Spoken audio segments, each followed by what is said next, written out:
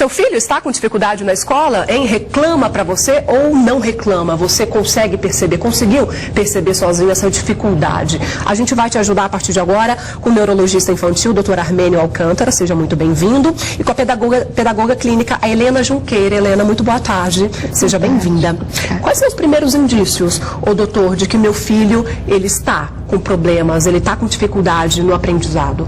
Como eu consigo perceber isso? Como os pais conseguem ver isso? A maioria talvez não consiga observar isso. Aí está o problema, né? Mas talvez a gente possa dizer algumas dicas que já podem observar. Geralmente, o que acontece é que a escola chama os pais e fala, seu filho não está acompanhando a sala da maneira que nós gostaríamos, então não está com rendimento escolar satisfatório. A grande maioria acontece isso. Porém, se você faz uma pesquisa dessa criança, o que já aconteceu com ela, algumas delas vão ter algumas características que vai nos chamar a atenção. Por exemplo, algumas delas demoraram um pouco mais para falar. Então a mãe fala, não, ele andou no tempo certo, sentou no tempo certo, correu no tempo certo, mas para falar, foi falar com 3 anos. Então, por exemplo, isso a gente já sabe que aquelas crianças que têm um rendimento escolar não satisfatório, algumas delas já tiveram a aquisição da linguagem com um atraso. Então, é uma coisa que pode apresentar. Outras, por exemplo, é a dificuldade na sequência dos meses, por exemplo. Então, algumas crianças, eles começam, você pergunta para os pais, não, ele sempre teve muita dificuldade nas sequências. Então, por exemplo, no janeiro, fevereiro, março, abril, aí pulava, ia para outubro, né? Ou então na sequência de números, teve sempre muita dificuldade. Não que não tenha aprendido, aprendeu, mas sempre foi alguma coisa um pouco mais custosa. Assim, né? Então, são algumas coisas que a gente já pode observar. Não que toda criança que tenha dificuldade para aprender a sequência de meses, sim, significa que vai ter um mau rendimento. Sim. Não é isso que eu estou dizendo.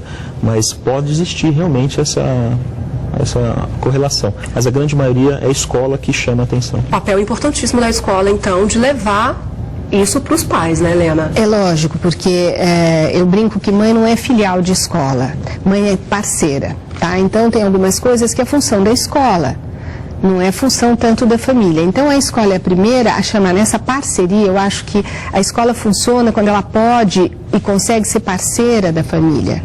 Né? A família que escolhe aquela escola, entrega.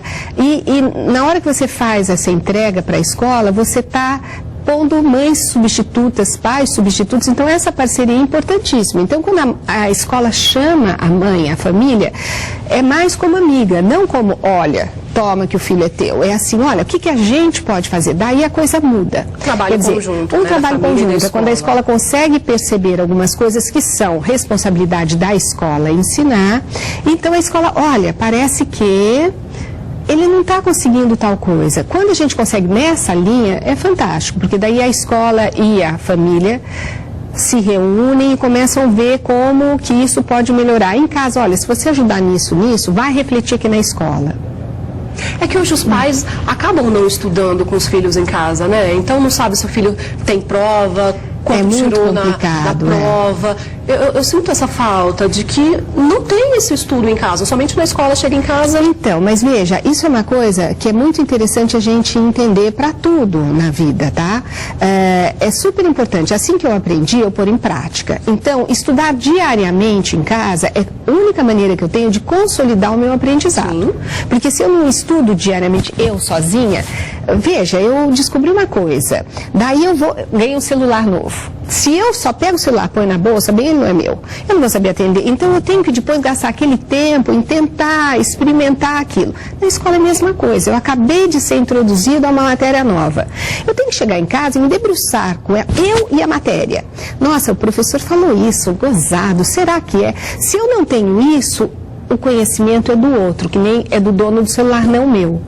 Então, eu preciso ter um espaço em casa entre eu e a nova informação, e isso é a parceria da família. E nada melhor, né? Nossa, não precisa, não existe nada que a gente consiga aprender se a gente não dedica um tempo nosso, daí surgem as dúvidas para no outro dia. Então, a lição de casa é uma coisa universal, não é uma coisa do Brasil. Todas as escolas, por exemplo, nos Estados Unidos, outros lugares que eles ficam em período integral na escola, é assim, de manhã eu tenho aula e à tarde eu tenho laboratório, que eles chamam. Por quê? Eu tenho que me debruçar sobre aquela nova informação Não entendi isso, que gozado, o que é aquilo? É nisso que eu construo o meu saber. Se eu não faço a lição de casa, que eu chego em casa, eu tenho N aulas extra, não tem tempo para lição de casa, eu só vou descobrir que eu não sei na hora da prova. Daí entra aquele pânico. É verdade. Então, pode ser um pouco tarde, né? Lógico, e daí começam, né, uns diagnósticos super complicados. Sim. Eu só não fiz o meu dever de casa. A gente fala de lição de casa, mas é eu com a matéria nova, olhando, tentando entender, para poder na próxima aula chegar, professor, não entendi. A Helena falou do diagnóstico, doutor. É feito por uma equipe multidisciplinar, né? São vários profissionais aí para dar o diagnóstico para a criança. Sim, isso talvez seja uma regra. O diagnóstico, ele é preferencialmente realizado por vários profissionais pensando sobre aquela criança. Porque, por exemplo, a minha visão sobre aquela criança é um pouco diferente, né, do que do fonoaudiólogo, por exemplo, né, do pedagogo, do próprio professor, da própria mãe. Então, você fazer um diagnóstico de uma criança com mau rendimento escolar, você tem que fazer um papel de detetive. Então, você faz um papel, o seu outro colega da outra especialidade faz, porque cada um vai ter a sua visão e talvez a gente, juntando esse quebra-cabeça, a gente consiga direcionar melhor essa criança. Alguns pais acabam confundindo, doutor. Veem ali que os filhos estão com essa dificuldade, né, de aprendizado e já acham que é um déficit de atenção. Meu filho está com este problema. Acabam tendo esse conflito, essa confusão? Talvez como tem uma gama de informações muito grande, todo mundo tem acesso às informações. Sim. Então, por exemplo, o que acontece hoje? Meu filho está indo mal na escola. A primeira coisa que o pai faz? Entra no Google, coloca lá, meu filho não vai bem na escola. A primeira coisa que vai apresentar vai ser lá, transtorno de déficit de atenção e hiperatividade. O pai fica desesperado. Então, vai existir essa correlação de que, assim, se meu filho vai mal na escola, é porque ele tem déficit de atenção. E a gente tem que lembrar que, assim, nem toda dificuldade escolar é um déficit de atenção e nem todo déficit de atenção vai causar uma dificuldade escolar, né? Tanto é que, para a gente chamar de transtorno do déficit de atenção, você tem que ser desatento e aquilo tem que estar causando um prejuízo.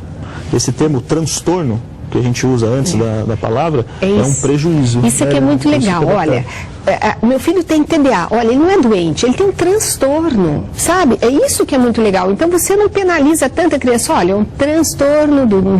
é um transtorno que vai ser causado porque você não consegue manter muito a atenção. Então há um déficit na qualidade da atenção. E isso é um transtorno. Isso para todos nós, quando a gente perde, nossa, meu Deus, eu não consigo lembrar o telefone. Nossa, isso que é muito legal, os pais perceberem que não é uma doença, é um transtorno. É alguma coisa, o que é um transtorno? Alguma coisa que me atrapalha em algumas situações, mas eu não preciso necessariamente ir mal na escola. Muita informação para a criança acaba prejudicando? Lógico, mas é diferente. Veja, muita informação prejudica quando eu não aprendo a fechar o foco de atenção. Tá? Então eu posso ter, todos nós estamos invadidos por informação o tempo todo, mas eu consigo selecionar no que eu quero prestar atenção.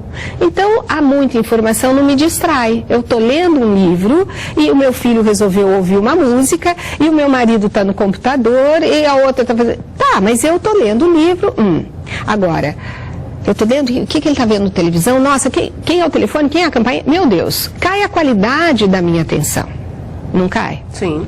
Então é isso que a gente precisa ver.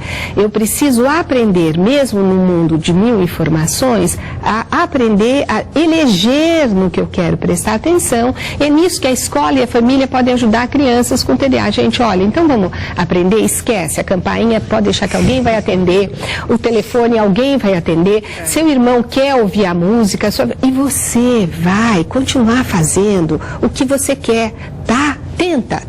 Tenta desligar do resto. Porque eu vou precisar, senão eu não vou poder tirar a carta. Você imaginou eu guiando, prestando atenção em tudo, pronto, eu não vou poder tirar a carta. Um ambiente favorável, um ambiente desfavorável. Então eu vou morar em Marte, porque hoje em dia, o tempo todo, você está sendo bombardeado por informações. Então você tem que aprender o quê? Aprender a fechar o foco.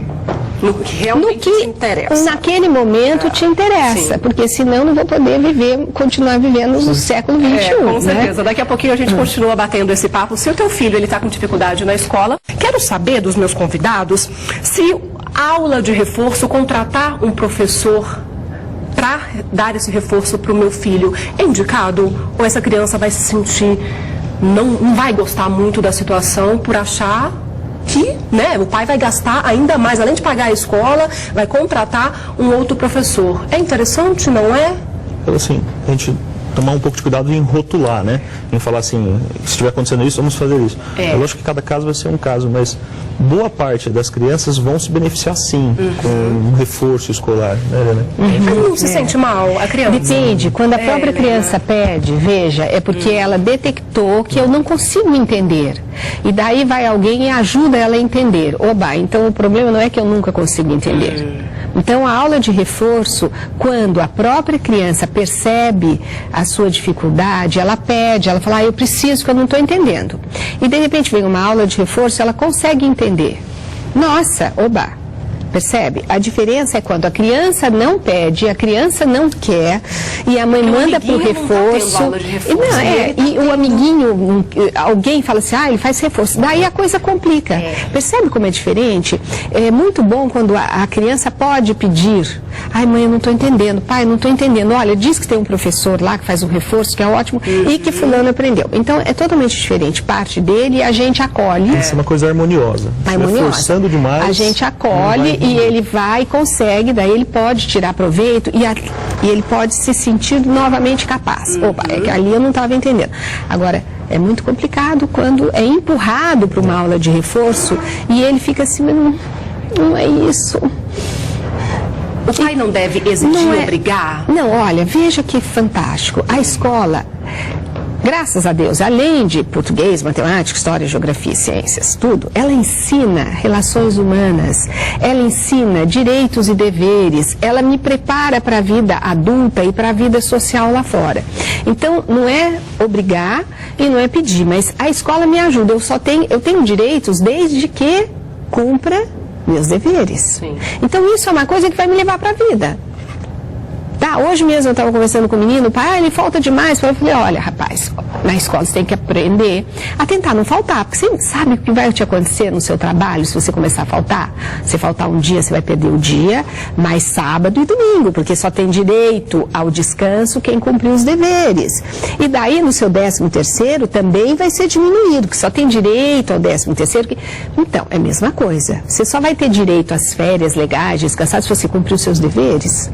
Percebe como a gente já também está aprendendo na escola coisas muito além de só o acadêmico.